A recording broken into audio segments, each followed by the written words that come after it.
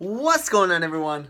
Pikachu64 here, back with another video, and holy crap, what a crazy last 48 hours this has been.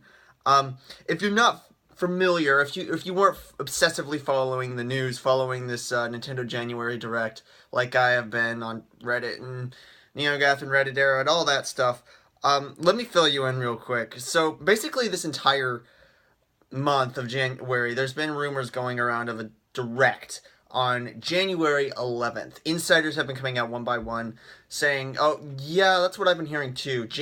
Thursday, January 11th.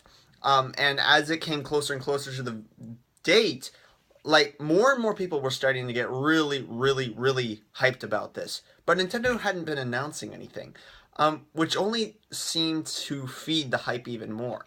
Now, what really tipped it over the edge was the last 2 days, however. So, essentially, what happened was on January 9th, Nintendo sent out an image of Takatu from Super Mario Odyssey doing his customary, I have a hint, Skraka! I can't tell you what it is, but go and find it! Ha-ha! That was a terrible accent, but, regardless, people went nuts. Like, people went absolutely crazy all over the internet that Nintendo was trolling so hard, but that was just the beginning. See, oh ho ho, no. You thought that was pretty, like, brave of Nintendo? No, just wait. So, yesterday, Wednesday, January 10th, Nintendo sent out another image. Both of these were, by the way, from the Nintendo of America account of Chibi Robo on fire. You know Chibi Robo, the Ziplash guy, the little robot with the cord on the back. Just an image of Chibi Robo on fire. No text, no comment on it or anything. That's all they sent out. Everyone lost their mind. Everyone lost their mind. It was because we were all expecting a direct just based off of these rumors. But Nintendo knew. They knew how much hype there was, and they just, around the time that we all expected them to reveal an announcement for it, they put out just Chibi Robo burning. That's it. And again, everybody lost their minds about it. But it apparently wasn't just fans, because some official companies and official accounts for popular mascots like Mega Man and Sonic sent images of some of their characters on fire right back at Nintendo. They tweeted right back at them. And I mean, not even like companies that you would normally expect, like Assassin's Creed, the official Assassin's Creed account. Like, Assassin's Creed Origins wasn't on Nintendo Switch. The official Doom account, I think Obsidian, Universal Studios, it was absolutely crazy how many people were getting involved in this. And then there were a few other posts that Nintendo of UK and Nintendo New York made, respectively, of Mario Odyssey, Mario Odyssey with a, what's the name of it? Firebro throwing fireballs, and Nintendo New York with a picture of a me with hot dog clothes on. It's like weird stuff like this that nobody understood at all. And the internet lost their minds over it. Reset Era, the new kind of discussion forum that replaced NeoGaf, changed their logo for a few hours to, they changed the T in Reset to the image of Fire Chibi Robo. It was hilarious. Nobody understood what the heck Nintendo was doing, but I think that was their strategy. Because, lo and behold, this morning, at about sometime in the morning, I don't know the exact time, Nintendo started their Direct, totally unannounced, and it was only 15 minutes long. And it's the #1 trending thing on YouTube right now. No joke. YouTube put it at #1 trending. So whatever the heck Nintendo was trying to do with this trolling marketing scheme, it worked, and it worked really, really well. But anyways, that was an entire mess. That was, I think, kudos on Nintendo's part for being just so aware of the internet and aware of what makes people just go crazy. But anyways, as for the actual content of the Direct that came up this morning, I feel like it might have been worth the hype. Maybe not. it's not as much as some people were predicting. You know, some people will always just predict the world of Nintendo or whatever company. They'll predict that we'll get, like, I don't know, GTA 6 exclusive to Nintendo Switch. Like, no, that's not gonna happen. But yeah, there were some substantial uh things, substantial announcements to come out of this Switch to the out of this Switch Nintendo Direct. 12 specifically, in fact. A few of them were just kind of reiterations of what we'd already heard before, while a few of them were totally new things. So let's go over a few of these. So to start off the entire conversation, Kirby Star Allies, they kind of reminded us, hey, this game is coming out March 16th. It's a 4-player Kirby game on Switch. You should buy it. And I'll admit, I actually wasn't entirely interested in this game before I saw this Direct, but now that I've seen the gameplay in action, it looks like an incredible game. It looks like an incredible co-op game, so I'm really looking forward to this. Hyrule Warriors Definitive Edition, completely new announcement. It's essentially Hyrule Warriors, familiar with that, the hack and slash, go through thousands of hordes of enemies, sort of Dynasty Warriors type gameplay that were on the Wii U and 3DS, except now the Wii U and 3DS versions are being combined into one with some extra Breath of the Wild content and put in a definitive package. And I'll be honest, I never really picked up on the Hyrule Warriors, Dynasty Warriors, Fire Emblem Warriors hype, but hey, who knows? This seems like, again, the definitive edition. They literally called it that. So if this is really the one that I should pick up, then I might be interested.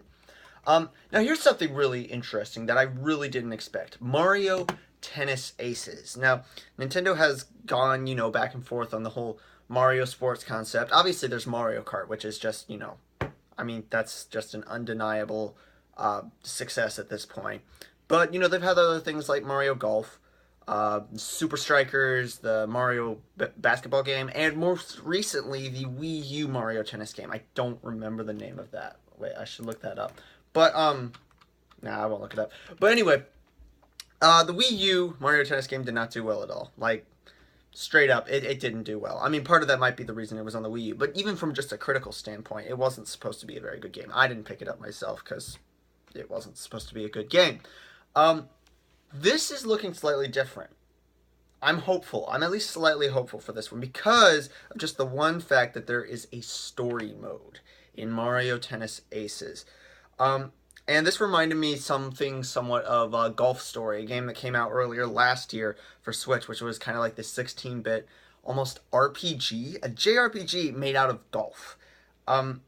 And it seems like they're doing the same sort of thing with this tennis game, which is incredible. I think they mentioned in the Direct that they hadn't had a story mode. The last time they did have a story mode in a Mario Tennis game was on the DS version. So, I'm looking forward to it. I want to see what they do with this story mode, see if they actually flesh it out, make it some good boss fights or whatever. I don't know how you would do boss fights with tennis, but I'm intrigued. I'm very intrigued, and I'm actually kind of looking forward to this more than I think I would.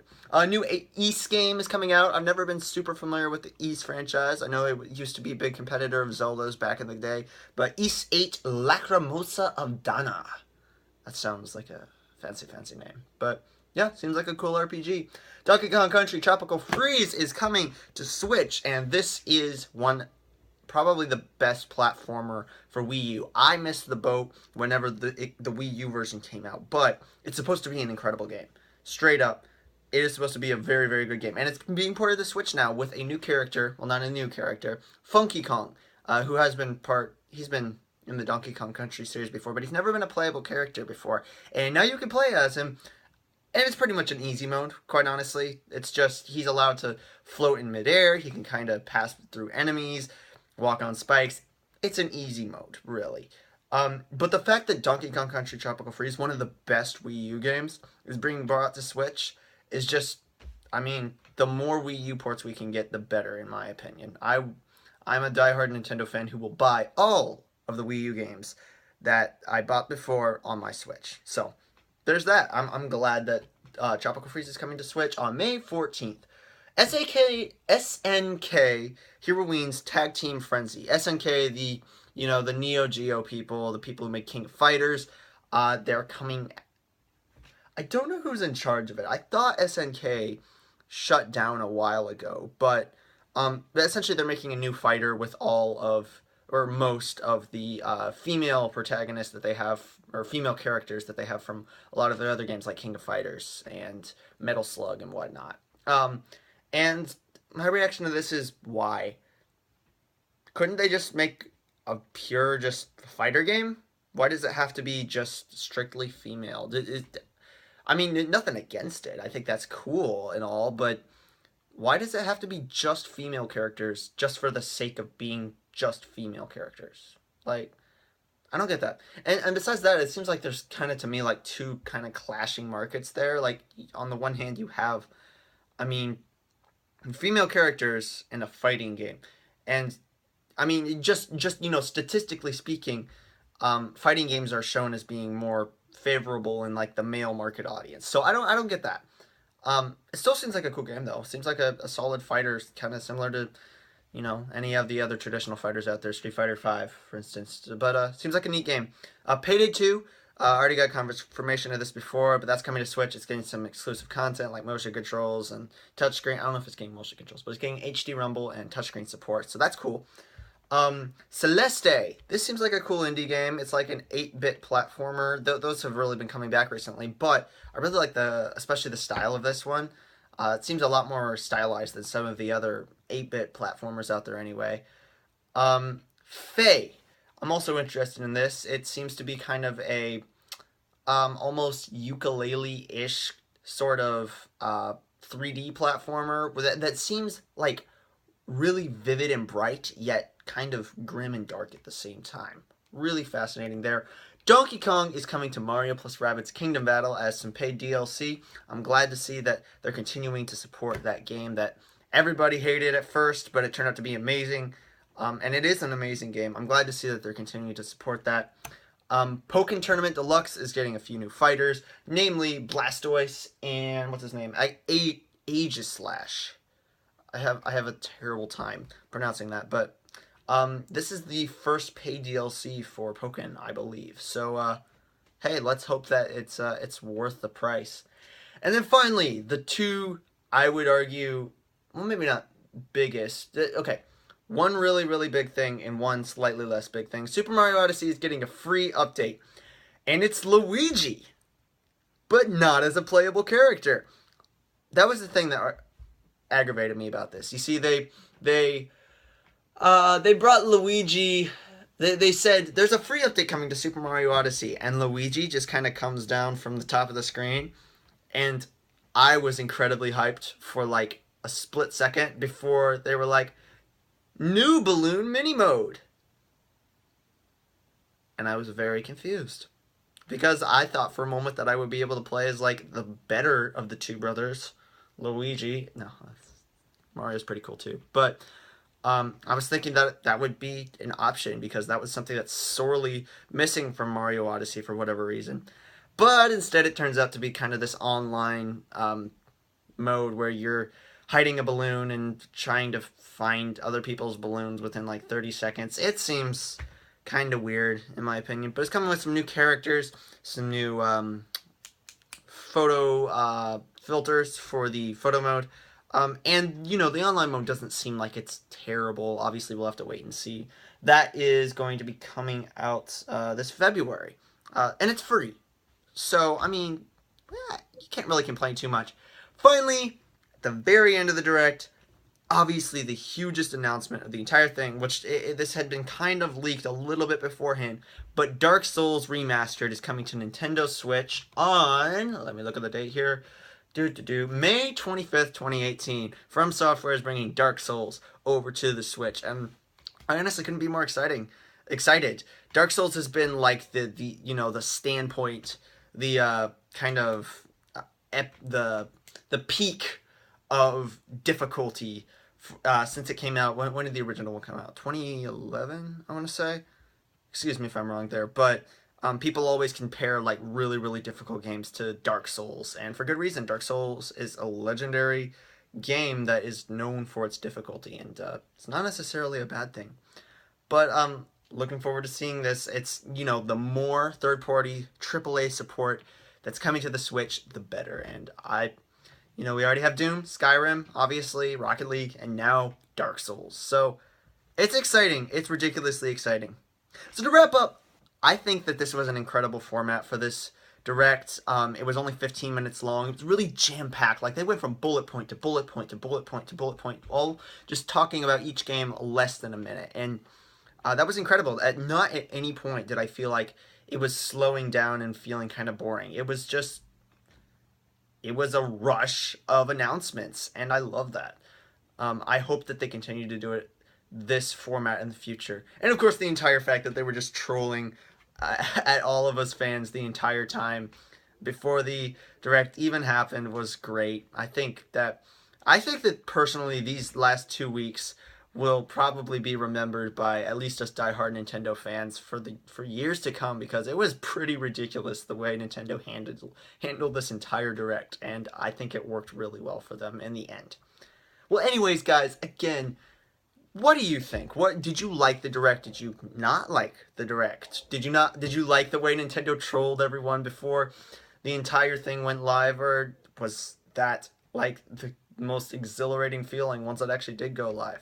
Let me know. And guys, if you're new to the channel, I'm Linkachu64. I talk about everything Nintendo, Nintendo Switch, Nintendo Directs, Nintendo trolling people. If they ever do it again, let's hope they do, because I actually enjoyed it. But I talk about all that stuff, and if you're interested, make sure you subscribe so you can check out all my latest content.